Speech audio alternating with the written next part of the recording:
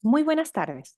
Les damos la bienvenida a un nuevo seminario web titulado Enfermedad de Wilson, Generalidades y Proyecciones Futuras, dictado por el doctor Luis Peña Quintana. Además, contaremos con la participación de una paciente chilena con enfermedad de Wilson, Constanza González, que nos contará de forma breve su experiencia. Esta instancia ha sido organizada en conjunto por la Sociedad Latinoamericana de Errores Innatos del Metabolismo y Pesquisa Neonatal SLAME y el Laboratorio de Enfermedades Metabólicas del Instituto de Nutrición y Tecnología de los Alimentos de la Universidad de Chile. La conferencia durará 40 minutos y luego tendremos 10 minutos para resolver sus dudas. Los invitamos a realizar sus preguntas mediante la opción Preguntas-Respuestas de la plataforma Zoom o a través del Facebook de SLAME. Este seminario será moderado por el doctor Manuel Saborío, quien es médico genetista, profesor de genética médica de la Facultad de Medicina en la Universidad de Costa Rica. El doctor Saborío es actualmente el vicepresidente de SLAME. Doctor Saborío, le doy el pase para que inicie con el seminario web. Ah, Muy buenas tardes, muy buenas noches para los que están registrados en la presentación para el día de hoy. Tengo el gusto de poder presentar al doctor Luis Peña Quintana. El doctor Luis Peña Quintana es médico pediatra, catedrático de pediatría de la Universidad de Las Palmas de Gran Canaria, España. Es diplomado a su vez en errores innatos del metabolismo y actualmente es el jefe de sección de gastroenterología, hepatología y nutrición pediátrica en el Hospital Universitario Materno Infantil de Las Palmas en España. Es Past President de la Sociedad Española de Gastroenterología, Hepatología y Nutrición Pediátrica en el periodo 2008-2012 y Past Director de la Península Ibérica de la Sociedad Latinoamericana de Gastroenterología, Hepatología y Nutrición Pediátrica del periodo 2015 al 2019. De nuevo, muchísimas gracias al doctor por participar con nosotros el día de hoy y estamos todos muy atentos para poder aprender toda la experiencia que tienen ustedes en relación con la enfermedad de Wilson. Doctor Peña, por favor.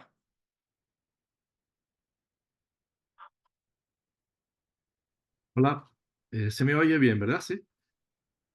Sí, sí. Buenas noches desde Canarias, desde España. Buenas tardes para la mayoría de ustedes. En primer lugar, quisiera agradecer a la profesora Verónica Cornejo, a la doctora María Jesús Leal, a la doctora Eugenia Rojas, la amable invitación que han tenido para invitarme a esta ponencia y, por supuesto, a la INTA, Universidad de Chile, la Sociedad Latinoamericana de Errores Innatos del Metabolismo y de la Pesquisa Neonatal. Y como no, muchas gracias a don Manuel Saborío por su presentación, que aparte sabemos que en Costa Rica la prevalencia de esta enfermedad es importante. Bien, haremos un pequeño resumen de la enfermedad. A ver.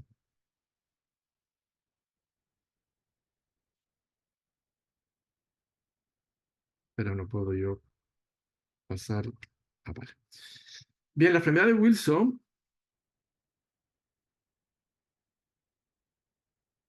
La enfermedad de Wilson es una enfermedad genética que se hereda con carácter autosómico recesivo, que está provocada por mutaciones en el gen ATP7B, que veremos ahora, que se encuentra en el cromosoma 13. Es una enfermedad que está provocada por una alteración del metabolismo del cobre, principalmente, ahora veremos, una disminución de la excreción biliar del mismo en los hepatocitos, y esto provoca un acúmulo de cobre en distintos tejidos que es lo que incide en toda la enfermedad que veremos. La prevalencia es de 1 a 30.000 en la población general, hay zonas de 1 a 20.000, ahora veremos en nuestra tierra un poquito menos, y con una prevalencia de portadores de 1 por cada 90. Fue descrita en el año 1912 por Samuel Kinner Wilson, donde escribió un artículo muy importante con mucha más extensión y que da el nombre a la enfermedad. Bien. La enfermedad de Bristow, como visto, está provocada por una alteración del metabolismo del cobre. Ya sabe que el cobre es un metal que nosotros tenemos que ingerir desde el exterior, una pequeña cantidad que veremos. Ese cobre no solo es un buen conductor de electricidad, sino también interviene en muchas funciones, muchas metaloenzimas, mucho metabolismo intermediario, etcétera. Y el organismo tiene que tener un equilibrio muy importante para mantener su homeostasis. Por una parte, debe ser captado y se capta a nivel de la dieta, donde se absorbe en el intestino, principalmente en el duodeno. Posteriormente se distribuye a través del organismo y brutalmente se elimina. Se elimina preferentemente por vía biliar. Más del 90% del cobre que el organismo ya no necesita se elimina por vía biliar y solo una pequeña parte se elimina por vía renal.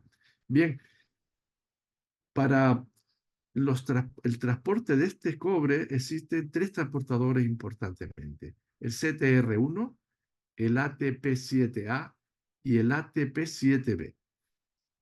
Recuerden este nombre, ATP7B, porque realmente es donde se encuentra la alteración en esta enfermedad. Esta alteración, estas mutaciones en el ATP7B provoca que la bilis, que el cobre no se pueda eliminar a través de la bilis.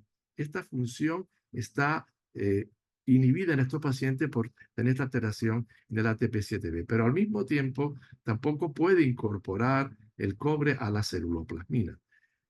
La celuloplasmina está muy baja por una peor producción de la apoceluloplasmina y por tanto ese cobre que se va depositando en los hepatocitos porque no se elimina, esas son las manifestaciones que vamos a vivir una vez que se van necrosando estos hepatocitos, pasan a la circulación sanguínea, donde la celuloplasmina está baja, donde hay mucho cobre libre. Por lo tanto, ese cobre libre se va depositando a lo largo del tiempo en muchas zonas del organismo, pero principalmente en el hígado, que es donde principalmente se va a afectar, sobre todo en el primer estadio, pero también en la córnea, que veremos posteriormente, y en el cerebro, que iremos desglosando esta enfermedad. Bien, ¿cuándo empieza la enfermedad de Wilson? Bueno, empieza cuando empecemos a tomar cobre. ¿Y cuándo se empieza a tomar cobre? Cuando se inicia la alimentación complementaria. ¿Qué cantidad de cobre toma el organismo? Muy pequeña cantidad, solamente de 1 a 2 miligramos al día. Una cantidad de mantenimiento de 0,75 miligramos al día. Pero da síntomas ya en los niños cuando empieza a acumularse el cobre en esos lactantes. Generalmente no, generalmente no. La sintomatología suele aparecer principalmente a partir de los 5 años de edad, entre los 5 y los 35 años, aunque puede haber un periodo de aparición de la enfermedad entre 3 y 74 años. Solo tenemos niños diagnosticados con 3 meses de edad, sobre todo por historia familiar de niños que le hemos hecho el estudio. Bien, pero no todo es así. Realmente se han descrito pacientes lactantes con 9 meses de edad, una afectación importante hepática, ya presirrótico prácticamente, o una fibrosis muy importante en lactantes pequeños. Por tanto, tenemos que pensar siempre en esta enfermedad, como luego veremos, en los periodos más iniciales de la misma. ¿Qué clínica va a tener la enfermedad hepática? La enfermedad de Wilson, una enfermedad heterogénea, veremos, ¿vale? Los síntomas empiezan principalmente a nivel hepático y los síntomas que aparecen generalmente en los niños son niños que son asintomáticos y que realmente le hacen una analítica por cualquier motivo y se encuentran las transaminasas elevadas. Esta es la forma más frecuente de presentación en la infancia. Como luego veremos, ante cualquier hipertransaminasemia en un niño mantenida, siempre debéis descartar la enfermedad de Wilson. Vale. Primera manifestación suele ser a nivel hepático.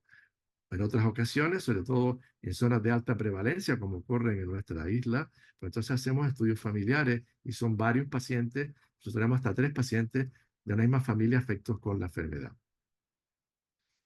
Otras veces no es así. Si el paciente no se ha diagnosticado tempranamente y si se ha tardado tiempo en diagnosticarnos, no puede venir con unos síntomas de hepatitis aguda. Hepatitis aguda que tiene un paciente o bien una hepatomegalia o bien que tenga un hígado graso. Ya saben que la causa más frecuente de hígado graso, o sea, del MAFLD, como se sabe hoy en día, es la obesidad. Pero siempre cuando tengamos pacientes que tengan un hígado graso, una esteatosis hepática, que le hayan hecho una biopsia por cualquier motivo, debéis descartar siempre la enfermedad de Wilson. En otras ocasiones puede venir el niño o el adulto en este caso, una hipertensión portal, ya sería una patopatía avanzada, con varices esofágicas, con esplenomegalia, con plaquetopenia, etcétera, que también se deben descartar en estas entidades. Y en otros casos puede tener una cirrosis ya descompensada con ascitis. Más raro, eso lo hemos tenido niños, y también puede pasar que venga con un fallo hepático agudo. Entonces son, digamos, la clínica sintomática hepática que puede presentar estos pacientes. Ese fallo hepático agudo suele aparecer una cirrosis desapercibida. Ese fallo hepático agudo aparecerá en pacientes no diagnosticados o pacientes no tratados, veremos posteriormente, y aparecen con ictericia, con encefalopatía severa, con coagulopatía, y a veces se puede asociar una anemia hemolítica CUMS negativo o con una insuficiencia renal aguda.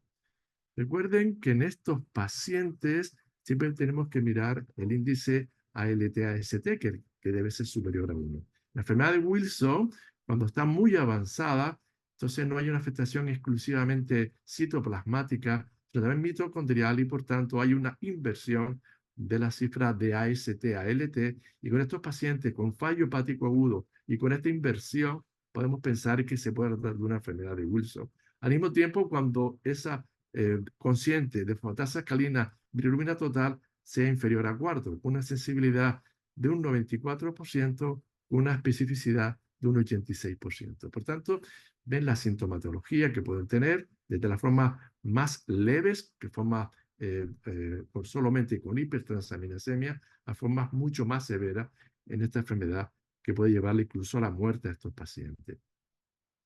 Menos conocida, a menos en la parte pediátrica, mucho más conocida por los adultos, sobre todo por los neurólogos, es la afectación neurológica y también la afectación psiquiátrica. Solamente esa afectación neurológica y psiquiátrica aparece de un 5 a un 15% de los pacientes, aunque ya a partir de los 10 años de edad empieza a aparecer toda esta sintomatología que iremos hablando de ella si no ha sido diagnosticado previamente y no ha llevado tratamiento.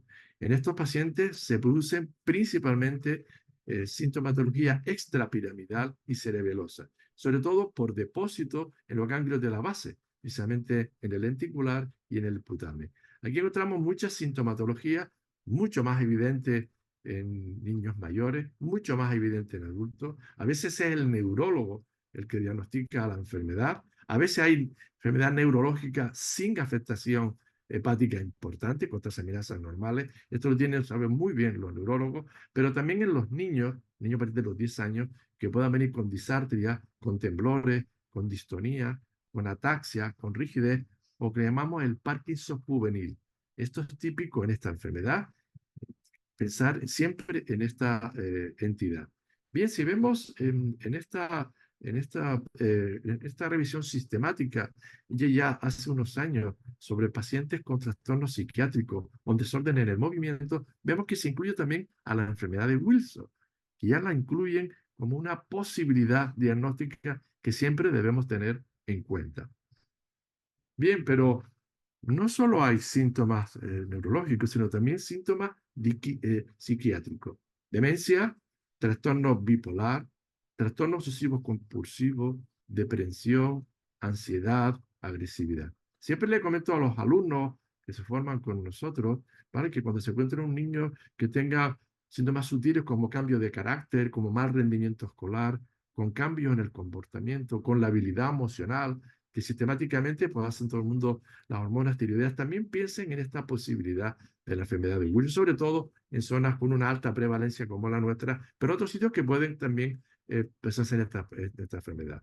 Aproximadamente el 50% de los pacientes infantiles tienen clínicas psiquiátricas y generalmente están infradiagnosticados en cuanto a esta sintomatología de estos pacientes. Conocido de todos, el anillo de Kayser-Fleischer, ¿vale? Este anillo que van a diagnosticar los oftalmólogos mientras la lámpara de hendidura. Este es un anillo de color dorado por depósito de cobre en la membrana de ese met de la córnea, pero saben que esto no es patrón hormónico, de la enfermedad de Wilson. Realmente se aparece mucho, pero también en otras colestasis o en otras cirrosis biliares también pueden aparecer. Es muy poco frecuente en pediatría, ya que solamente el 50% de los pacientes que tienen anillo de Kayser-Fraser tienen afectación hepática, mientras que el 95% sí tienen clínica neurológica. En asintomáticos están ausentes y es una revisión que siempre tenemos que hacer en los pacientes cuando diagnosticamos de una enfermedad de Wilson, hacer una consulta con el oftalmólogo para descartar este anillo de Kayser-Fraser. Pero hay otras manifestaciones de la enfermedad. La tubulopatía, un Fanconi que también puede aparecer en estos pacientes, con aminoaciduria, con hipofosforemia, con hipouricemia, o a veces con nefrolitiesis y nefrocalcinosis. A veces pueden haber también mononucleosis óseas y articulares en forma de dolores, de osteoporosis, de artropatía, y rara vez, pero también hasta un 7% de los pacientes, se pueden manifestar de forma aguda, sin otra sintomatología, una hemólisis aguda. CUMS negativa asociado a anemia y colelitiasis. Estas son las formas de presentación. Por lo tanto, ya ven que es una enfermedad heterogénea, que las manifestaciones son principalmente a nivel ocular, a nivel hepático y a nivel neurológico pueden haber otras manifestaciones. También se han implicado lesiones cardíacas en forma de cardiomiopatía o disfunciones subclínicas o arritmias o endocrinas con hipoparatiroidismo o pancreatitis o lipomas en la piel o hiperpigmentación. Realmente estas situaciones, si el paciente está diagnosticado tempranamente, lleva el tratamiento, no lo solemos ver. También es verdad que la evolución de la enfermedad a la larga, luego veremos, puede cambiar si el tratamiento no lo llevan correctamente los pacientes. Bien, ¿cuál es la clínica de inicio en estos pacientes? Ven, según la edad, en menores de 10 años van a predominar las manifestaciones hepáticas, principalmente con hipertransaminasemia asintomática, aunque pueden haber pacientes ya más avanzados. En cambio, las lesiones neurológicas solo son un 17%, pero a medida que el paciente va cumpliendo edad, si no ha sido diagnosticado, van bajando las manifestaciones hepáticas, 52% de 18 años, aumenta la neurológica a un 48% y siguen bajando por encima de los 18 años las hepáticas en un 24% y las neurológicas en un 74%. ¿Cómo haríamos el diagnóstico en estos pacientes? Bien, vamos a basar en estas pruebas que explico en esta slide y iremos hablándola detenidamente. Por una parte, la ceruloplasmina en sangre, el cobre sérico, que podemos hacer un cobre total, o el no unido a ceruloplasmina, o el intercambiable o intercambiable relativo, muy importante hoy en día, el cobre en orina, el cobre en tejido hepático, la biopsia hepática y el estudio genético. Bien, vamos a guiarnos según el position paper de la ESGA, de la Sociedad Europea de Gastroenterología, Hepatología y Nutrición Pediátrica, publicado en el 2018. Bien, con respecto a la ceruloplasmina. La ceruloplasmina, sus valores normales en sangre están entre 20 y 40 miligramos de decilitro. Generalmente la mayoría de estos pacientes que tienen un Wilson tienen unos niveles inferiores a 10 miligramos por decilitro. Nosotros en nuestra práctica clínica diaria, cuando vemos a estos pacientes, tienen 3, 4, 5. Por tanto, menos de 10 sería el valor, digamos, más sensible para estos pacientes. Si aumentamos el rango a 14 miligramos, la sensibilidad aumenta a un 93%, pero con una especificidad de un 100%. Y si aumentamos a 20, la sensibilidad aumenta a 95%, pero baja la especificidad a un 84,5%. Por tanto, siempre que estos niveles estén por debajo de 20, debemos descartar la enfermedad, aunque la gran mayoría de ellos está por debajo de 10 miligramos de decilitro. Recordar que la ceruloplasmina no la pueden o no la producen los lactantes. El valor sirve sobre todo a partir del año de edad. Luego veremos por qué no se ha puesto la ceruloplasmina en el cribado neonatal, porque realmente está baja su producción en esta etapa de la vida. Hay una serie de falsos negativos. La ceruloplasmina es un reactante de fase aguda. Por tanto, en pacientes con infecciones, con inflamaciones, con artritis reumatoide, con cárcel, o que tenga una hepatitis activa, ¿vale? Tened cuidado porque la ceruloplasmina puede estar falsamente normal. Debéis repetirla al cabo de un mes, al cabo de un tiempo, como nos ha pasado con algunos pacientes, y pensar que no tienen la enfermedad y sí que la tienen. Estos son falsos negativos. También hasta un 5 o un 10% de los enfermos de efecto de Wilson pueden ser normales. Estos niveles, así como en el embarazo, tratamiento con estrógeno y los anticonceptivos. Por tanto, en estas situaciones debemos descartar que esa ceruloplasmina que falsamente esté normal teniendo un Wilson sea por esta situación. ¿Y cuáles son los falsos positivos? O sea, ceruloplasmina que están bajas y realmente no tiene una enfermedad de Wilson. Lo que hemos hablado. Lactantes menores de 1 año, sobre todo menores de 6 meses de edad, una enfermedad genética es la aceruloplasminemia, o sea, el déficit de secreción de la ceruloplasmina. Identidades que hay una pérdida de proteínas como la malabsorción, el síndrome nefrótico o la enteropatía pierde proteínas, que se pierde ceruloplasmina. El trastorno de la glicosilación, enfermedad de Menke, otra entidad distinta, ¿verdad?, a la enfermedad de Wilson. Las hepatopatías alcohólicas o por droga, o los fallos hepáticos, hepatitis aguda viral. En una hepatitis importante, un fallo hepático agudo, la ceruloplasmina puede estar falsamente normal y este paciente tiene un Wilson. Y si no se trata, el paciente se nos puede morir o puede caer en un trasplante. Por tanto, hay que tener cuidado con esta situación. Y hasta un 20% de los pacientes heterocigotos con Wilson o Wilson también tienen la ceruloplasmina baja. Siempre es aconsejable hacer la ceruloplasmina por métodos enzimáticos, ¿vale? Y si la muestra está lipémica en estos pacientes, estos valores van a estar bastante alterados. Con respecto al cobre sérico total, ¿vale?, que se encuentra normalmente entre 70 y 150 miligramos de decilitro, generalmente los niveles son bajos, de 20 a 60 miligramos por litro. Hay que realizarlo en suero y no en plasma, porque en plasma están bajos generalmente en pacientes que no tengan Wilson, ¿vale? Generalmente va proporcionalmente a los niveles bajos según los niveles de ceruloplasmina que tenga, y niveles muy bajos de enfermedad de Wilson, perdón, muy bajos del cobre sérico, tienen un alto valor predictivo positivo. A veces pueden estar normales o elevados por ese paso del cobre circulante a la sangre a partir de los hepatocitos, y la sensibilidad ronda de un 69 a 74%, una especificidad que ronda de un 94 a un 100%. No es un buen parámetro diagnóstico y incluso algunas sociedades científicas lo desaconsejan. El cobre sérico total, ¿vale? Falso negativo lo encontramos en el fallo hepático de cualquier etiología, porque hay una gran liberación de cobre a la sangre. En la intoxicación por cobre durante el embarazo, los anticonceptivos, también tanto con estrógeno, y falsos positivos, que encontramos un cobre bajo, un déficit adquirido, una gastrectomía o un bypass gástrico, ¿verdad?, que hay una pérdida importante o poca absorción del cobre en la enfermedad de Menke y algunos portadores. Antes se usaba una fórmula que era el cobre sérico no unido ceruloplasmina, lo voy a nombrar, pero hoy en día no es aconsejable porque es un método no seguro. Hoy en día se da mucho más importancia al cobre intercambiable y al cobre intercambiable relativo. Realmente saben ustedes que la mayoría del cobre, casi el 90% del cobre, va unido a la ceruloplasmina. Nosotros podemos mirar el cobre intercambiable, que es el cobre realmente que está biodisponible para la célula.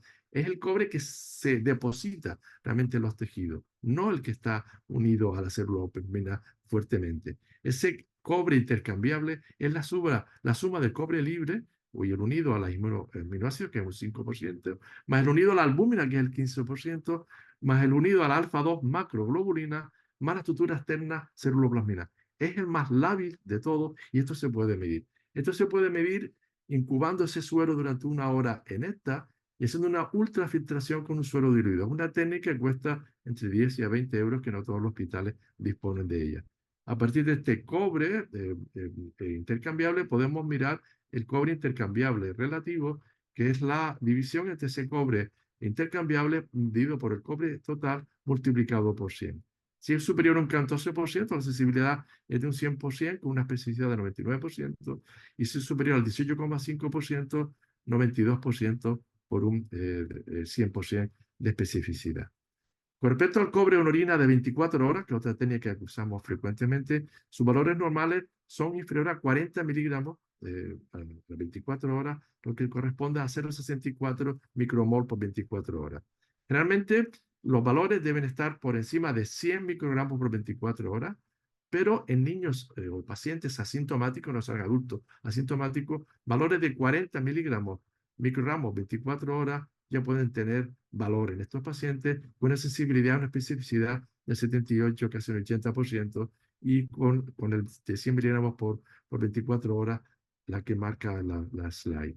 Falso negativo es la recogida de 24 horas, que no se recoja bien, o pacientes presintomáticos que todavía no eliminan cantidad importante de cobre, o la enfermedad hepática leva, y falsos positivos, que tenemos una cupremia, una cupruria sin tener enfermedad de Wilson, en otras enfermedades colestásicas, en las hepatopatías autoinmunes o las crónicas activas, en un fallo hepático agudo, en un daño renal, donde hay una emisión del filtrado glomerular, en los portadores heterocigotos, cuando se recolecta incompleta o inadecuadamente, o cuando se contamina la recogida en estos pacientes.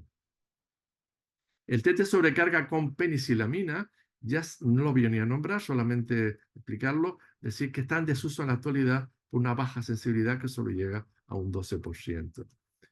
Y la biopsia hepática para medir el cobre en tejido hepático realmente hoy la hacemos muy poco según veremos los criterios diagnósticos. ¿Saben? Sus valores normales del cobre en tejido seco debe ser inferior a 50 microgramos por gramo tejido seco.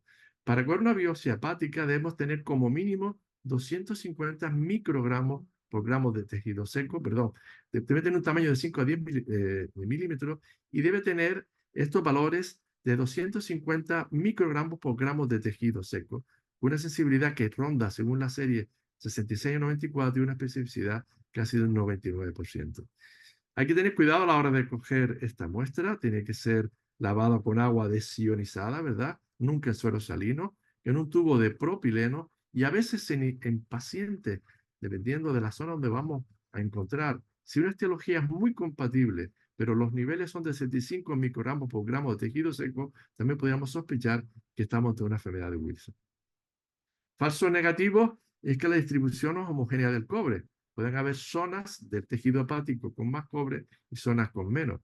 Y falsos positivos, o sea, tener cobre y no ser una enfermedad de Wilson, como hemos visto en otras enfermedades colestásicas, los heterocigotos pueden tener hasta 50 o 250, y los contenedores, que hay que tener cuidado, esos contenedores no puedan contener cobre. La biopsia hepática, si se hace en estos pacientes, cada vez hacemos mucho menos, la etiología no es específica. Las primeras alteraciones que van a encontrar, evidentemente, es una esteatosis macro o microvesicular, con necrosis focal hepatocelular y núcleo glucogenado, no es nada específico, y posteriormente, si la enfermedad va avanzando, como ocurre si no se diagnostica tempranamente, aparecerá fibrosis y cirrosis. A veces los patólogos, cuando hacemos esta muestra, hacen tinciones con rodamina, con rubeánico o con orseína, que es positiva para los depósitos de cobre cuando las lesiones son más avanzadas. En fin, hoy en día ya, como ustedes se dedican a la pesquisa neonatal, enfermedades, errores natos del metabolismo, la genética es fundamental. Recuerden que está provocada por mutaciones en el GATP7B, ¿vale? Y hay descritas más de 1000 mutaciones.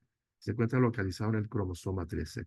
El 97% de estas mutaciones se puede detectar mediante el análisis de los exones codificantes y sus regiones intrónicas flanqueantes.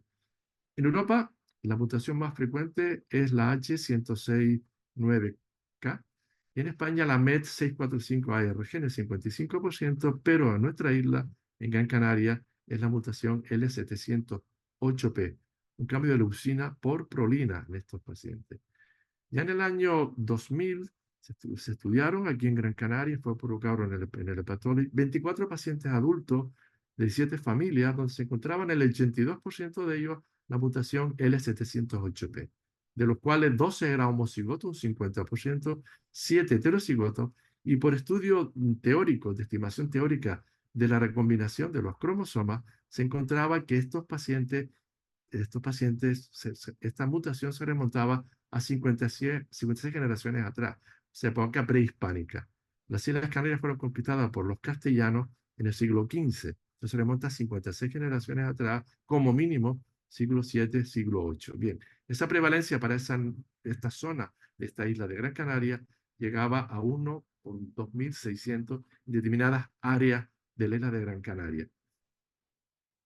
Bien, posteriormente hicimos un estudio En pacientes pediátricos, publicado en el año 2012, eran 11 pacientes entre 3 y 13 años de edad, y curiosamente encontramos que todavía, a pesar de los años, seguía siendo esta mutación. Esta mutación L708P aparecía en el 82% de los pacientes, eran 4 homocigotos y 5 heterocigotos, y eran diagnosticados por esa hipertransaminasemia asintomática que hemos hablado, ¿vale? Que es el 82%. Uno de ellos tenía una hepatitis colestásica y uno era por estudio familiar. Este estudio hecho ahora hace pocos años, en el 2021, donde cogimos los pacientes diagnosticados en nuestra isla, eran 70 pacientes de 50 familias no relacionadas. Encontramos que se encuentra esta misma mutación en esta posición, la L708P, y la prevalencia de esta enfermedad en nuestra isla es de unos 12.369, con portadores 1 por 28. Recuerda que a nivel general es unos 30.000 y portadores 1,90, aquí la prevalencia es mucho más elevada. La mutación L708P, quiero hablarle un poco antropológicamente, es la más frecuente en Gran Canaria, como le hemos conocido. Ven que Gran Canaria se encuentra en las Islas Canarias. Las Islas Canarias están al lado de Marruecos, en el continente africano, aunque somos españoles, ¿vale? Se encuentra solo en la isla de Gran Canaria, autóctona en esta isla, y no se encuentra en el resto de las islas, no se encuentra en las otras islas, no sé si se encuentra la prevalencia global a nivel mundial, ni en el territorio peninsular español. No se encuentra en la península ibérica y sí la encontramos en nuestro medio. Le comenté que la antigüedad estimada es más de 53 generaciones atrás, con un cromosoma mutante fundador prehispánico. Quiero hablar de esto porque realmente los antiguos habitantes de las Islas Canarias eran bereberes del norte de África, que llegaron aquí a Canarias antes del nacimiento de Cristo, y aquí vivieron durante 1500 años, hasta el siglo XV, donde fueron conquistadas por los castellanos. Estas son una serie de recreaciones supuestas hechas en la Universidad de John Moores en Liverpool, ¿vale? Por ejemplo, una compañera canaria, donde vemos el fenotipo de estas personas. Estas personas, los bereberes del norte de África, no tienen nada que ver con los árabes, eran las poblaciones autóctonas del norte de África, ¿vale? Bien, pero claro, esa mutación hemos hablado, la mutación L708P, no se encuentra en la península ibérica, no se encuentra en nuestra zona, pero sí se encuentra en América. Se encuentra en Brasil, es la segunda mutación más frecuente, en el 6,7% de los pacientes con homo y heterocigotos, en Costa Rica, en Cuba y en Estados Unidos, por lo menos en poblaciones estudiadas. Estas mutaciones que vienen en esta zona es por la emigración canaria, que fueron desde aquí hasta América y allá, pues llevaron esta mutación.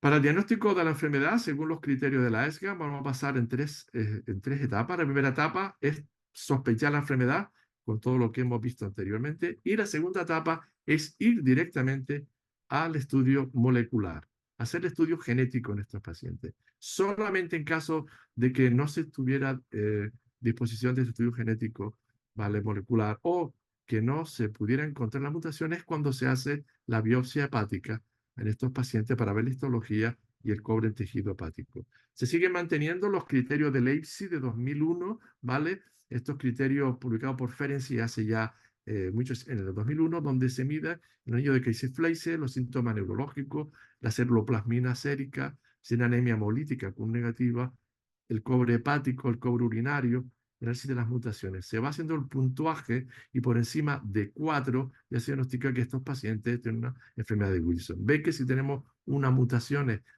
en ambos cromosomas, ya tiene 4 y tenemos el diagnóstico completamente hecho. Por tanto, no hacemos esta biopsia hoy en día, tenemos directamente al estudio genético. La sensibilidad en pediatría ronda casi un 98%, una especificidad de un 97% según la serie estudiada.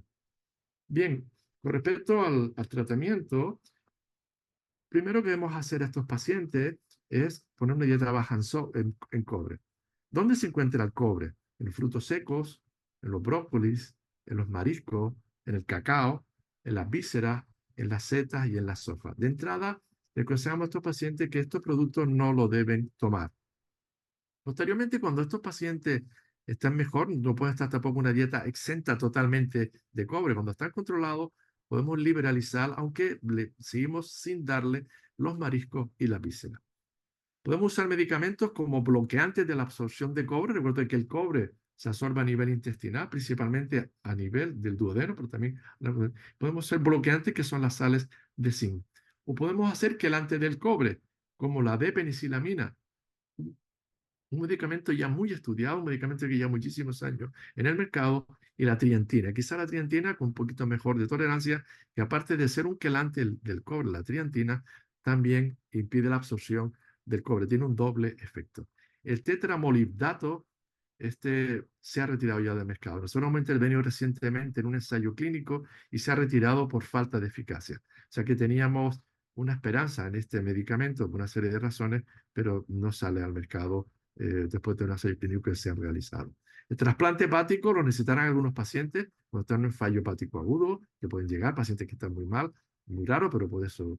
Y actualmente ya está ya varios estudios para hacer terapia génica en estos pacientes. ¿Qué medicamentos usamos? Esto es una guía, miren, quizás muy reciente. Realmente en pacientes que son asintomáticos usamos generalmente las en primera línea las sales de zinc. En el paciente sintomático usamos D-penicilamina y en segunda línea la trientina. Esto puede ir cambiando un poco. La trientina es un medicamento que tiene mucha mejor tolerancia que la D-penicilamina. Ahora va a salir al mercado trientina de una dosis única y esto nos lleva a estas situaciones. A veces el zinc con el tiempo no va bien, hay que cambiarle a penicilamina. Penicilamina a veces tienen efectos secundarios, tener y incluso la triantina. Hay que conocer bien todas estas terapias en estos pacientes. ¿Cómo monitorizamos a estos pacientes? Una vez a la semana tras el inicio del tratamiento, sobre todo tras el aumento de la dosis. Hay que tener al cuidado al principio, si empezamos a darle penicilamina, nos da una dosis muy alta, porque puede haber una gran excreción de cobre y provocar más depósitos. Hay que empezar por dosis baja y empezar a subir progresivamente. Será de manera semanal. Posteriormente, los controles deben ser cada 1 o 3 meses hasta que se normalice la función hepática. Puede generalizarse entre los 3 y los 12 meses y posteriormente cada 3, 6 meses. Siempre hay que explorar a estos pacientes cuando vengan a la consulta, buscando nuevos síntomas de enfermedad de Wilson. Si hay efectos adversos terapéuticos, hay que hacer un hemograma con un test de función hepática, con urea, creatinina, proteinuria, un cobre en sangre, cobre en orina de 24 horas. Tiene que haber una cupruria entre 200 a 500 microgramos 24 horas, quiere decir que el tratamiento es eficaz, se elimina cobre. Y si usamos tratamiento con zinc, debemos medir el zinc en orina, que debe ser inicialmente menor de 100 microgramos 24 por hora y mantenerse entre 30 y 75 microgramos 24 horas durante el mantenimiento. Siempre hay que hacer un examen anual oftalmológico. Estos pacientes, una vez que se van tratando, se va desvaneciendo o se va desapareciendo ese anillo de Kaiser-Frazer, ¿vale? Y en pacientes tardíos, en pacientes con síntomas neurológicos o pacientes que no se adhieren al tratamiento, hay que hacer resonancia nuclear magnética craneal. Les presento algunas imágenes que se están viendo hoy en pacientes con afectación cerebral. Son muchos, y sobre todo esta cara del panda gigante, esta imagen típica, no patognomónica, esta es una imagen típica que se está mirando. Se están haciendo estudios, sobre todo ver en estos pacientes todas estas alteraciones que puedan tener, toda esta labilidad que puedan tener mediante estos estudios de resonancia nuclear magnética cerebral. El pronóstico de la enfermedad sin tratamiento es fatal. Invariablemente estos pacientes morirán si no se tratan. En los presintomáticos, que es cuando hay que diagnosticarlo, se normaliza su función hepática en 1 o 2 años. Si la patopatía está avanzada, un 50% pueden responder terapéuticamente, y si hay un fallo hepático, mucho o gran parte de estos pacientes necesitarán un trasplante hepático de inicio o evolutivamente. ¿Y cuál es la calidad de vida de estos pacientes? Bueno, vamos a ver, yo he controlado una serie importante de niños que ahora los estamos viendo de adultos. Y bueno, muchos de estos pacientes, esto es un estudio que hicimos en España sobre 102 pacientes, una media de 36 años, una dirección de 15,4, eran pacientes adolescentes y pacientes adultos, ¿vale? Un 30% de ellos tenían un deterioro emocional, de forma de depresión, de ansiedad, y solamente un 22,5% tenía una buena adherencia al tratamiento, una enfermedad crónica tomando continuamente tratamiento. Por tanto, hay una parte en estos pacientes que tenemos que todavía solventar a la larga con ellos. ¿Qué proyecciones de futuro que hay? Bueno, han aparecido unos nuevos biomarcadores, por esto el neurofilamento de cadena larga. Esto parece tener su interés en la afectación neurológica. Son filamentos citoesqueléticos que son liberados durante la lesión neuroaxonal. Se puede medir en plasma, están a bajas concentraciones, y los primeros estudios, su concentración está más elevada en las afectaciones neurológicas comparadas con las hepáticas, en las enfermedades neurológicas activas que los controles y los que están estables, y puede ser un biomarcador de afectación neurológica. En día se están investigando varios microRNA, ¿vale? MacroRNA como biomarcadores, en algunos ya se van encontrando relación con la hipertransaminasemia en los grupos aquí en España que se están haciendo estos microRNA como biomarcadores, y también que algún grupo, estudios hechos entre Corea, en Estados Unidos, donde miden péptidos del ATP7B. ¿Le recuerdan que el ATP7B es el transportador que está afectado? Con la medición de estos péptidos del ATP7B se ha querido involucrar para el diagnóstico en la pesquisa neonatal, nosotros le llamamos cribado neonatal. Bien, todavía no se conoce muy bien, hay muchos estudios al respecto, ya saben que para el cribado esta podría ser una de las que se debería cribar, ya que el problema es importante de salud, la historia natural es conocida, el periodo de latencia es generalmente largo y el tratamiento eficaz. Debemos cribar todo lo cribable, pero esta debería incluirse. Recuerde que la ceruloplasmina no lo podemos incluir en el cribado neonatal porque el lactante la produce a muy bajas concentraciones y se mide la pelota seca, ¿vale? Se enriquece con anticuerpos y pues se mide por espectrometría de masa andante mediante los péptidos procedentes de la proteína ATP7B. Otro estudio posteriormente publicado en el Gastroenterology también encuentra estos péptidos ATP7B una alta sensibilidad y una especificidad muy importante, con un valor predictivo positivo alto y negativo para la presencia o no de estos péptidos y una línea de investigación que pueden estar en la actualidad. Bien, ya para acabar, mensajes para llevar a casa, espero que le haya sido de utilidad. Recuerden que cualquier hipertransaminasemia asintomática es la forma de presentación más frecuente en la infancia. Y dentro de cualquier estudio de hepatopatía crónica, debéis descartar la enfermedad de Wilson. La presentación es heterogénea. La clínica neurológica y psiquiátrica está infradiagnosticada en la infancia y también en los adultos. Recuerden que es importante hoy la medida del cobre intercambiable y relativo, que es realmente el cobre lábil que se deposita, el que debemos medir, que es el que va a ser tóxico para el paciente. Estos pacientes tenemos que ir invariablemente al estudio molecular para saber las mutaciones que tiene, simplifica el diagnóstico para no ser pruebas cruentas. Y sabemos que un diagnóstico precoz con un tratamiento y controles adecuados evita la aparición de complicaciones de la enfermedad. Una enfermedad que si se diagnostica tardíamente lo puede llevar a la muerte y que existen biomarcadores hoy en investigación como los péptidos del ATP7B, los microRNA, el neurofilamento, etcétera, y algunos más que están en investigación. Agradecerle a todo el equipo que de alguna manera ha trabajado durante muchos años en la enfermedad de Wilson, Antonio Tugoria, Luis García, Ana Sánchez, Paloma Garay, Carmen Espinó, Daniel González, Andrea Hernández, Sara García, Ana Reyes, Juan Carlos Ramos, Alberto Morecillo, de José Quiñones. Patólogos, pediatras, genetistas que vienen con nosotros y de la nueva investigación. Nada más, muchas gracias a ustedes. Solamente decirles, yo vivo en las Islas Canarias, continente africano, pero somos españoles, ¿vale? Estas son, aquí a la izquierda, en Roque Nublo, y enfrente está el Pico Teide. Nosotros vemos de Gran Canaria a Isla de Tenerife con este Pico Teide, que es el pico más grande de España. Muchísimas gracias y espero que les sea de utilidad. Buenas noches desde España.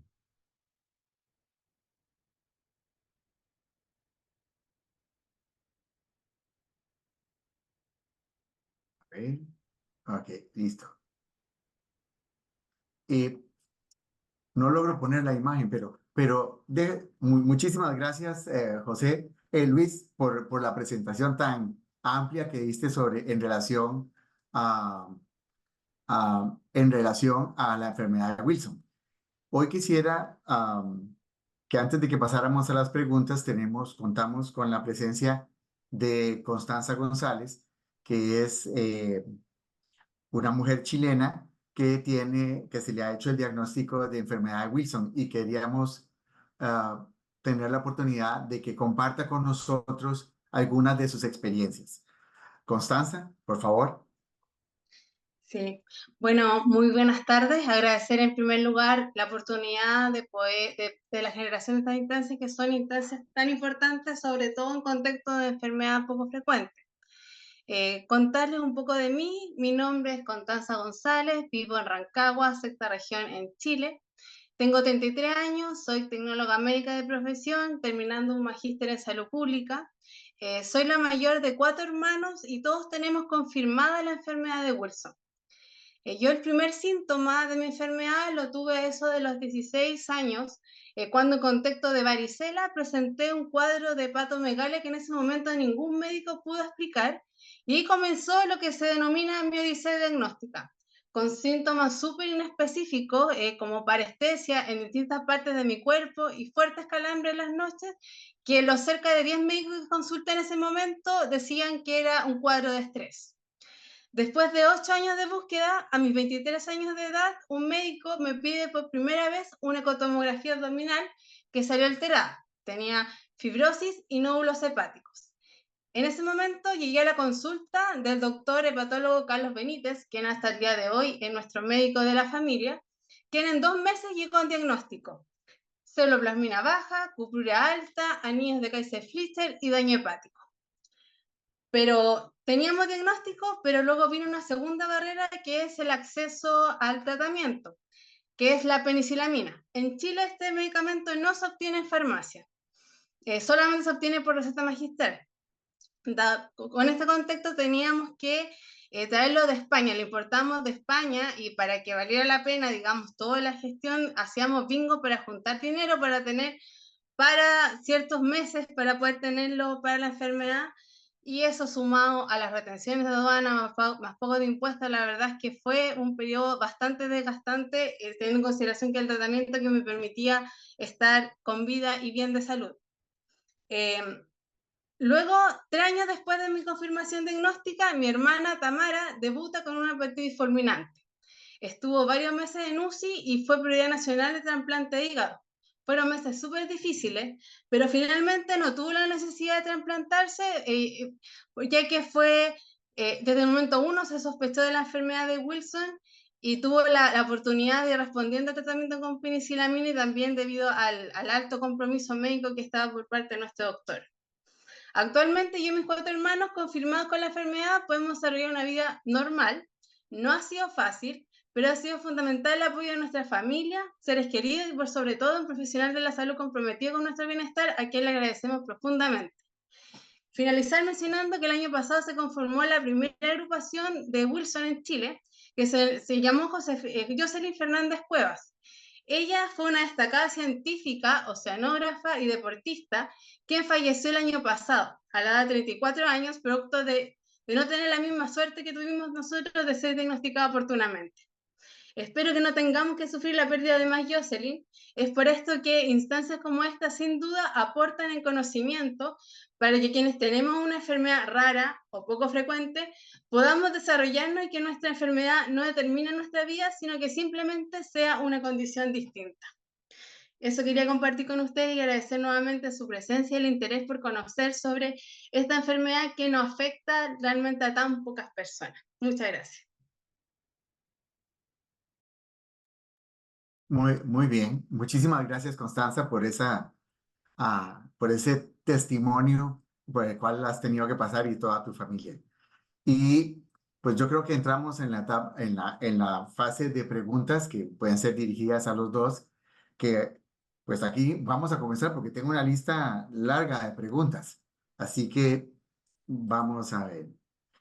La primera pregunta que nos enviaron es, ¿dónde poder realizar tratamiento de terapia génica y, y cuáles son los resultados preliminares?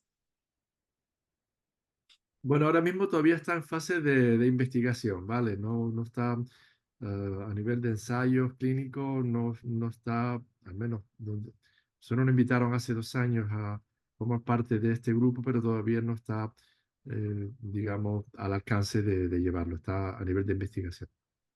Claro. La segunda pregunta que nos enviaron es, ¿cómo se ve afectado con el tratamiento el sistema antioxidante en el organismo? ¿Y tiene conocimiento si se ha medido o se ha evaluado? Bien, efectivamente, este depósito del cobre, sobre todo el cobre oxidado, provoca muchos radicales libres, ¿vale? Y hay una oxidación importante. No, no es una cosa que se mida, pero estos pacientes, una vez controlado su excreción de cobre, una vez controlado ese depósito, no tienen mayor propensión a fenómenos oxidantes. Muy bien. Ah, la tercera pregunta es, ¿tuvo o conoce algún caso en que el estudio molecular de ATP7B no diera ningún resultado significativo y que los pacientes tuvieran manifestaciones clínicas? ¿Qué hacer en esos casos? ¿Sugerencias? Vale, vamos a ver. No, nosotros todos los tenemos tipados. Realmente, nosotros tenemos esta mutación, la L708P, ¿verdad? Que es la más frecuente que se usa, pero cuando no se encuentra, pues se manda a otro centro donde lo hace. Ahora mismo tenemos un paciente que se ha diagnosticado, un paciente que vive en Canarias, que es el padre de origen pakistaní y la madre de origen español, y esa mutación se ha tipificado de nuevo ahora, ¿vale? No tipificada anteriormente. Siempre encontraremos algunas, efectivamente, si hay una, según en los estadios, si encuentra una que por algún motivo tienes todo y no lo encuentra o no lo encuentra, habría que tratarlo, pero habría que mirar todo en conjunto. La cupruria, si tiene anillo de Kayser-Fleischmann, mirar la ceroplasmina baja, mirar la biopsia hepática, el cobre en tejido, etc. Pero esto es bastante excepcional. Lo normal es que se encuentren mutaciones en estos pacientes y que se haga un estudio bien realizado. Esto es lo principal. Ya, muy bien. Y nada más un comentario, cuando tú mencionaste, pues nosotros en Costa Rica somos medio canarios, te cuento, porque es la segunda mutación más frecuente, ah, y entre esa y la N1270S representan prácticamente el 50% de todos los casos que tenemos. Así que eso y en estado homocigotos para cualquiera de las dos mutaciones, pero en estado, y los otros son heterocigotos compuestos, en la cual realmente la mutación canaria es bastante prevalente, igual que la otra. Entonces, entre esas dos mutaciones representan más del 90% de todos los casos que tenemos en nuestro país. Voy a seguir, ya voy a dejar de hacer comentarios. La otra es, ¿cómo funcionan las sales de zinc al bloquear la absorción del cobre? ¿Es considerado la actividad electromotriz, es considerando la actividad electromotriz del zinc sobre el cobre? No, actúa sobre la melatonina y esto impide la absorción del cobre, ¿vale? Esta es su función. Ya. La acción de la melatonina y esto lo que hace. Impide la absorción, los otros lo que hace son quelantes, ¿vale? Se usa sobre Ya. todo en pacientes presintomáticos al principio, pacientes leves, pero nuestra experiencia luego con el tiempo, muchos que usan, tenemos pacientes que han usado solo zinc y están muy bien ya casi de adultos y otros que al final hay que cambiarle la medicación. Ujú. Y que por cierto, quería que comentaras, porque tú lo pones, y hay una cantidad de comentarios al respecto, es el usar de sales de zinc y pues a alguien se le ocurrirá, si no lo logro controlar bien, le doy sales de zinc y le agrego la penicilamina. ¿Podrías comentar sobre el uso de los Sí, dos medicamentos? ¿Qué es lo que sí. hay cuál es la recomendación? Generalmente, esas son las guías. Generalmente pacientes, pero sobre todo pacientes pediátricos, ¿vale? Yo soy pediatra, yo no Ujú. llevo adultos. Quizás los Ajá. adultos piensan de otra manera. Pacientes pediátricos, generalmente los presintomáticos, usamos de primera línea las sales de zinc, ¿vale?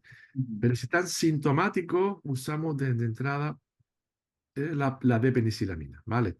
Baja dosis y Ajá. luego vamos aumentando.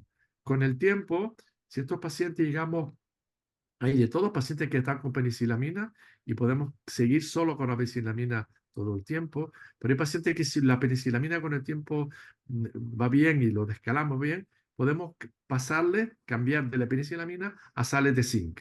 Se hace, Ujú. a principio conviven los dos y solo se queda la sales se queda solo las sales de zinc. Y tenemos otro medicamento que es la triantina. La triantina pasa que es muy caro, esto es muy caro, lo usamos en pacientes cuando hacen un efecto secundario con la penicilamina. Tenemos algunos pacientes con síntomas neurológicos, pero claro, si lo abarataran un poquito más, este medicamento, van a sacar una triantina, ahora de dosis única, pero no solo tiene un efecto quelante, sino tiene también un efecto de disminución de la absorción del cobre. Y el tetramolibdato, que es un medicamento que prometía muchísimo porque logra eliminar el cobre por vía biliar, los otros no, ¿vale? Que es un mecanismo fisiológico, pues se ha retirado. Se ha retirado. La compañía que lo estaba haciendo no demostraron la eficacia y se ha quitado. Estos son los medicamentos que tenemos en la actualidad. No sé si le he respondido a la pregunta. Ya. Bueno, voy a apurarme porque cada vez entran más preguntas. En caso de descompensación con aumento de cobre, ¿cuál sería la recomendación dietética sugerida en relación a la cantidad de cobre máximo a consumir? Sí, la cantidad diaria es de 1 a 2 miligramos al día y lo quitamos todo, pero tenemos que tenemos que hacer a principio de la enfermedad, hay que quitar todas esas cantidades. Recuerden que el cobre en sangre, el cobre libre, se encuentra entre 70 y 100 microgramos. Esto es lo que hay que monitorizar, pero sobre todo, desde el punto de vista quizás dietista, que me siento es excluir totalmente estos alimentos y posteriormente, cuando esté paciente mejor, se podía liberalizar, viendo la acupururia, viendo el tratamiento que está, y dejando solo sin tomar mariscos y vísceras. Esto es lo que hacemos nosotros. Ujú. Muy bien, gracias. En Porque el relación, cobre, necesitamos tomar un poquito de cobre también. claro. Y vamos a ver. Hay una pregunta para Constanza que me parece que es totalmente lógica, que es, eh, ¿hay alguna asociación de Wilson en Chile? O que tú Sí, de sepas hecho, en algunos otros países en América Latina. sí, de hecho, en nuestro país el año pasado se conformó la agrupación en Chile y la verdad es que es bastante importante poder organizarnos. Así que justamente en el chat compartí el link de la agrupación que es nueva, se conformó recién el año pasado.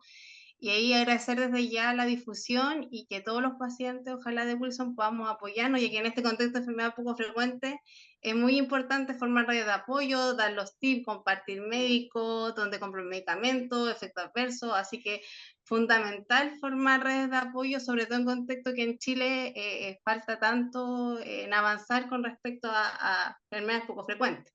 Así que ahí lo compartí en el link donde lleva el nombre de Jocelyn, que como mencioné fue una mujer de 34 años que falleció por no tener un diagnóstico oportuno y que fue su voluntad que se hiciera esta asociación. Muy bien. Muchísimas gracias, Constanza. Esta es una pregunta con trampa para Luis. Dice, experiencia de casos pediátricos, especialmente transaminasas solo, que es un hallazgo relativamente frecuente en la infancia. ¿Los casos suyos con esto han tenido algo más que los lleve a sospechar la enfermedad Wilson? Bien, le explico. Aquí estamos en un área prevalente de la enfermedad. Entonces, el pediatra de primaria, cuando se encuentra un paciente que hace una analítica por el motivo que sea, ¿vale? Y le cuenta las transaminasas elevadas, no le hace el diagnóstico Wilson de entrada. Pero si ve que las transaminasas se siguen manteniendo elevadas, muchas veces ya el pediatra de primaria que le pide la céluloplasmina y el cobre no lo remita. La mayoría de estos pacientes tienen hipertransaminasemia sin ningún otro síntoma que haga sospechar la enfermedad. Hay que diagnosticarlo precozmente. Ya, perfecto. Igual. Y hay una pregunta del grupo de México. Dice, ¿se puede juntar 2 dosis de medicamento? Mi hijo de 10 años toma 25 mililitros 3 veces al día. Si se olvida alguna dosis del día, ¿se puede juntar con la siguiente dosis?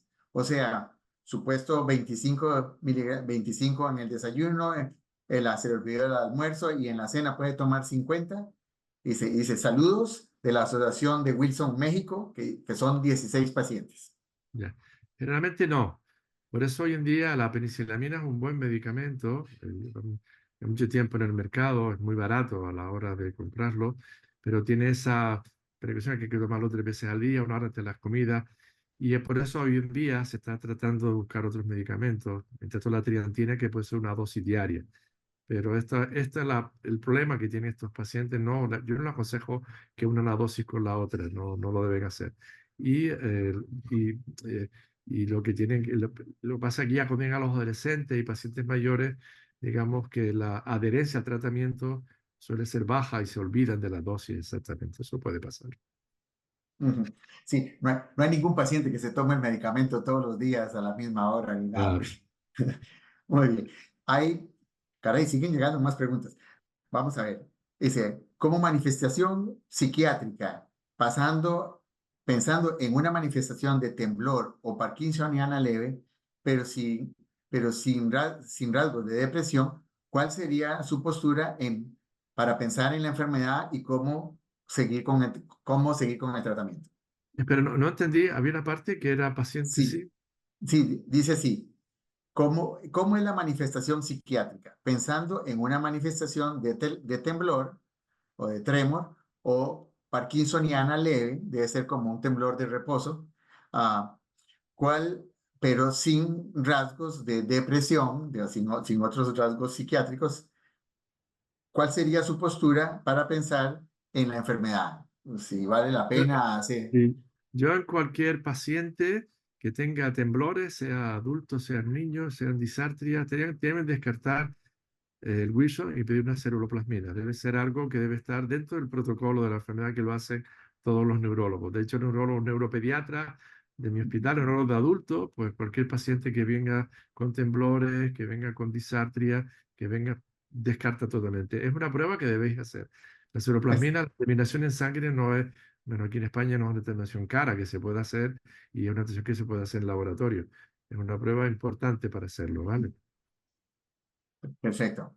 Yo creo que esta pregunta ya la contestaste, pero vamos a poner un poco de énfasis. Dice, una persona con enfermedad con Wilson, asintomática, debe tomar zinc, aunque no tenga síntomas y sus niveles en todo están normales. Y la pregunta viene explicada porque dice, mi hija de 4 años es asintomática y no sé si esperar a darle zinc allá eh, o que se le puede dar de una vez para evitar consecuencias a largo plazo. Debe tomar zinc ya, ¿vale? El zinc se puede usar seguro a partir del año de edad. Todavía no hay estudios muchos en niños menores de 1 año de edad, pero nosotros tenemos niños pequeñitos con 1 o 2 años diagnosticados y toman zinc. Mi consejo es que tome zinc, no lo deje más. Perfecto. Está presintomática, pero se sigue depositando el cobre en el tejido hepático. Sigue lesionando y de ahí puede ir avanzando. Y esto hay Claro. que diagnosticarlo tempranamente para no llegar a los problemas que ha explicado, por ejemplo, Constanza, ¿verdad? De que puedan llegar más tardíamente.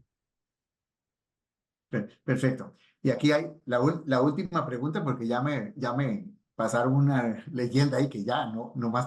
La última pregunta es para Constanza y la pregunta es, ¿has sufrido efectos adversos por el tratamiento? Sí, la verdad, sí. En un comienzo tuve bastantes problemas motores, tuve que estar con fonoaudiólogo, problemas de equilibrio, se me entendía mucho lo que hablaba, tenía disartria. Después eso fue normalizándose y también hace más o menos 5 años que tuve un cuadro, dentro de lo raro, me ocurrió algo muy raro que fue que la penicilamina me causó hiperplasia mamaria. Costó mucho llegar a que era la penicilamina, tuve que hacerme mastectomía, reconstrucción mamaria el año pasado. Y ahora justamente estoy en esa etapa de reconciliarme con el medicamento y espero que no me cause ningún otro efecto personal, sino va a haber que ver la opción de la tridentina, pero eso pasa. Personalmente yo he tenido 2 cuadros y la penicilamina en mi caso sí causó, no así a mis hermanos, mis otros 3 hermanos que también tienen Wilson, ellos no le ha causado ningún síntoma, a mí sí, estos motores, y hace poquito, digamos, esto que ya pude terminar, cerrar el proceso con esta operación que me tuve que hacer. Perfecto. Bueno, y ahora sí ya me dijeron que ya el tiempo se nos está acabando. Yo primero quería agradecerles personalmente y en nombre de la sociedad y en nombre de LITA la participación tan productiva por parte del doctor Luis Peña y por parte de Constanza, que ha sido muy educativa y muy ilustrativa. Muchísimas gracias a los dos por esta participación tan especial. Muchas gracias y y que tengan una buena tarde o una buena noche. Hasta Muchas luego. gracias a ustedes por la invitación. Y suerte, Constanza. Agradecer la Muchas gracias, instancia. Manuel. Muy amable, muy amable. Gracias. Un placer. Gracias. Hasta luego. Les agradecemos su participación y los dejamos invitados para participar en el próximo seminario web titulado Pesquisa neonatal de hiperplasia suprarrenal congénita, que se realizará el día 28 de agosto y será dictado por el doctor Juan Vázquez Cáceres, jefe del Laboratorio de Pesquisa Neonatal del Hospital Guillermo Grant Benavente, Concepción, Chile, el cual será difundido a través de nuestras redes sociales. Y finalmente, aprovechamos de recordarles que se extendió el plazo de envíos de trabajos científicos para el Congreso de SLAIM hasta el 28 de junio. Muchas gracias.